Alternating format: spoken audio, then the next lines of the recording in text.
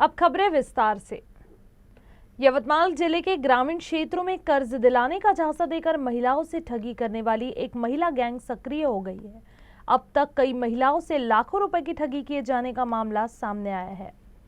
पीड़ित महिलाओं ने पुलिस अधीक्षक कुमार चिंता और जिलाधिकारी को निवेदन देकर ठग महिलाओं की तुरंत गिरफ्तारी की मांग की है। जानकारी के अनुसार 3 महिलाओं ने ग्रामीण इलाकों की महिलाओं को 1 से 5 लाख रुपए तक का कर्ज दिलाने का वादा किया। इसके बदले में हर महिला से 5 से 10 हजार रुपए बतौर प्रोसेसिंग फीस ली गई, लेकिन कर्ज मंजूर न हुआ और न ही पैसे वापस मिले। लगातार ऐसी ठगी की घटनाएं ग्रामीण महिलाओं की आर्थिक सुरक्षा पर सवाल खड़े कर रही है।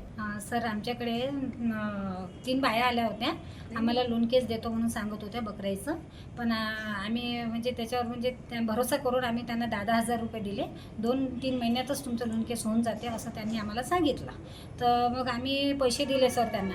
आणि पण नंतर फोन वगैरे येते म्हणून सांगत होत्या, पण आम्हाला काही फोन वगैरे आलेला नाही आहे. मग आम्ही त्यांना फोन वगैरे करत होतो तर त्या म्हणे होते करत होत्या. पण आम्हाला तरी त्यांनी मग आमचे ब्लॉकमध्ये नंबर टाकले. मग तरी आम्हाला त्यांनी काही माहिती दिली नाही आमच्या पैसे. कळममधून देतो म्हणे तर देवा म्हणलं. 1 लाखाचं लोन केस करून देतो म्हणे. 12 हजार तुम्ही भरा म्हणे. आता म्हणे बस 3-4 दिवसामध्ये तुमच्या हाती पैसे येते म्हणे. पुन्हा 12 हजार रुपये 10 जणीनं भरले, पण त्याचाही काही पत्ता नाही. पुन्हा कळमले गेलो, तिथूनही आलो वापस, पण त्याचा काही पत्ता नाही अजून.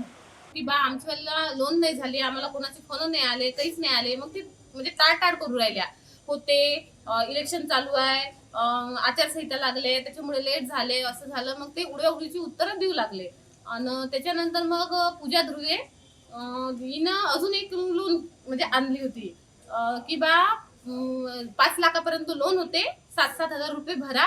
आणि तिनं विनायक पाटीलच्या म्हणजे कोल्हापूरचा आहे विनायक पाटील, त्यांनी म्हणजे करून देतो बा म्हणून असं केलंय म्हणे. मग आम्ही तेव्हाही नाही म्हटलं होतं, पण ते म्हणे होते म्हणे. आणि सगळे गरीब वर्ग होते, सगळ्यांना असं वाटलं की बा आपलं लोन झालं तर आपलं काही ना काही होईल बा म्हणून देण्यात आले. तर मग ठीक आहे. मग त्याच्यानंतर तिने इथे सांगितले की ते 15 दिवसात लोन होते म्हणे.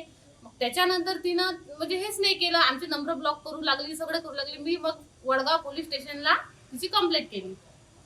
एकंदरीत 10 बायाचे 7-7 हजाराने आणि 3-3 हजाराने 30 बायाची.